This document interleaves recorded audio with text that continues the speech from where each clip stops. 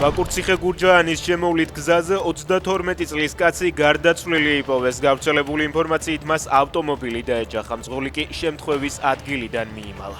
ოჯახის წევრები მას გუშინდელი დღიდან ეძებდნენ.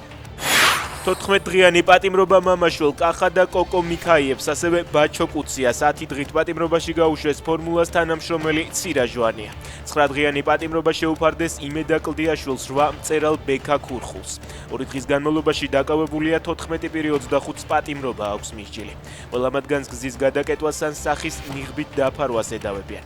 უმეტეს შემთხვევაში ნივთმტკიცება წინა დღით პოლიციის მიერ საგანგებოდ დალუქული პირბადია.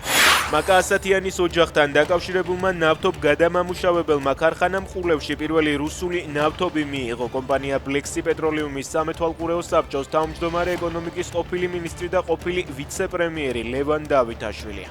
ბრძოლ სტატიას როიტერსი აქვეყნებს. ქართული ოცნების მმართველობის პერიოდში თბილისმა ეკონომიკური ურთიერთობები რუსეთთან გააღრმავა, მაშინ როდესაც დასავლეთის ქვეყნებთან ურთიერთობები მნიშვნელოვნად გაუარეს და წერს გამოცემა.